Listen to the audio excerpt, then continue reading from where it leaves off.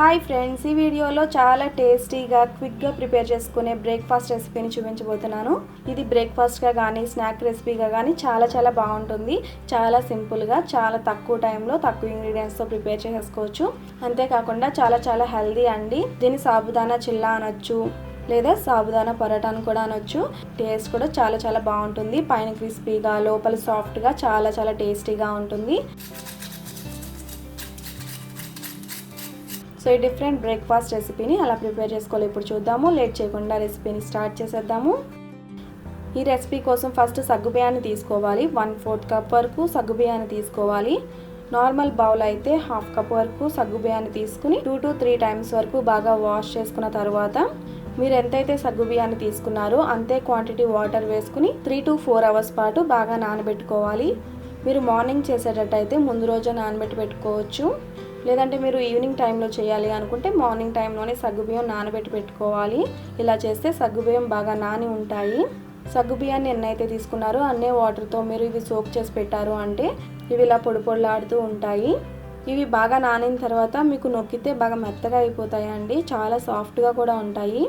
సగ్గుబియ్యం నానిన తర్వాత ఇంత సాఫ్ట్గా ఉంటాయి. నెక్స్ట్ ఒక బంగాళదుంపని తీసుకోవాలి. ఒక పెద్ద సైజు బంగాళదుంపని తీసుకుని బాగా ఉడకబెట్టుకుని పైన స్కిన్ని పీల్ చేసేసి గ్రేటర్తో బాగా గ్రేట్ చేసుకోవాలి. బంగాళదుంపని ఇలా గ్రేట్ చేసుకుంటే మీకు ముక్కలు లేకుండా ఉంటాయి. లేదంటే మీరు చేత్తో స్మాష్ చేసుకున్నా కూడా పర్వాలేదు. ఇలా బంగాళదుంపని గ్రేట్ చేసుకున్న తర్వాత ఇందులోకి 1/2 స్పూన్ జీలకర్రని వేసుకోవాలి. నెక్స్ట్ 2 టేబుల్ స్పూన్స్ వరకు బాగా సన్నగా తరిగిన ఉల్లి తరుగును వేసుకోవాలి. నెక్స్ట్ 1 కానీ 2 కానీ పచ్చిమిర్చిని ఇలా సన్నగా కట్ చేసి వేసుకోవాలి.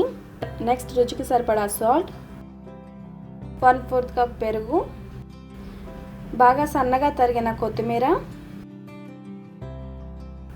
2 స్పూన్ల వరిపిండి కూడా వేసుకొని బాగా మిక్స్ చేసుకోవాలి. వరిపిండి వేయడం వల్ల చిల్లాలకి క్రిస్పీనెస్ వస్తుంది. అలాగే బైండింగ్ కూడా బాగా హెల్ప్ అవుతుంది. ఇలా బాగా మిక్స్ చేసుకున్న తర్వాత మీకు బ్యాటర్ మరీ ఇంత ముద్దగా ఉండకూడదు. మరీ ఇంత ముద్దగా ఉంటే మీరు కొద్దిగా పెరుగు కూడా వేసుకొని మిక్స్ చేసుకోవాలి. ఈ బ్యాటర్ మరీ ముద్దగా ఉంటే కొద్దిగా పెరుగు వేసుకుని బాగా మిక్స్ చేసుకోవాలి. పెరుగు ఇంత క్వాంటిటీ అని ఏమీ ఉండదండి. మీరు ఈ కన్సిస్టెన్సీ వచ్చేంత వరకు కూడా అవసరమైతే కొంచెం పెరుగును వేసుకుని కలుపుకోవాలి. ఇలా బాగా మిక్స్ చేసి పెట్టుకున్న తర్వాత దీనికి మూత పెట్టేసి 15 మినిట్స్ పాటు పక్కన పెట్టేసుకోవాలి. ఇలా చేయడం వల్ల సగ్గుబియ్యంలో బాగా పెరుగు అవి పీల్చుకుని మీకు టేస్ట్ బాగుంటాయి. నెక్స్ట్ 15 మినిట్స్ తర్వాత ఇలా బాగా మిక్స్ చేసుకోవాలి. ఏదైనా కవర్ మీద కానీ లేదంటే ఇలా ప్లేట్ మీద కానీ ఇలా చిల్లల్లా ఒత్తుకోవాలి.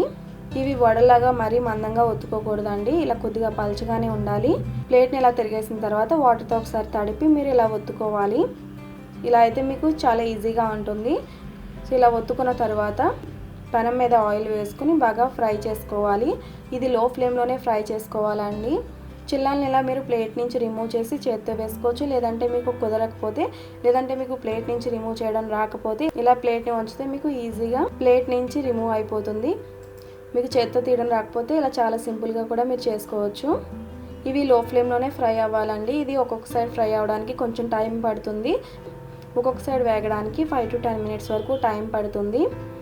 లో ఫ్లేమ్లోనే ఫ్రై చేసుకోవాలి. ఇవి లో ఫ్లేమ్లో ఫ్రై చేసుకుంటేనే క్రిస్పీగా వేగుతాయి, లేదంటే సాఫ్ట్గా ఉంటాయి.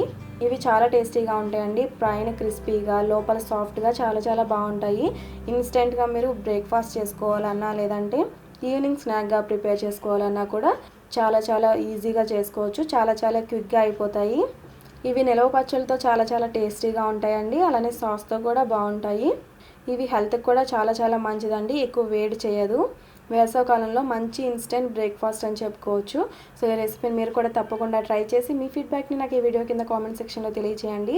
ఈ రెసిపీ మీకు నచ్చితే తప్పకుండా లైక్ చేయండి. ఈ రెసిపీ ఎవరికైనా హెల్ప్ అవుతుంది అనుకుంటే ఈ రెసిపీని మీ ఫ్రెండ్స్ అండ్ ఫ్యామిలీస్కి తప్పకుండా షేర్ చేయండి. మరిన్ని రెసిపీస్ కోసం నా ఛానల్ సబ్స్క్రైబ్ చేయండి. అలాగే తర్వాత వచ్చే బెల్ ఐకాన్ కూడా క్లిక్ చేయండి. Thanks for watching.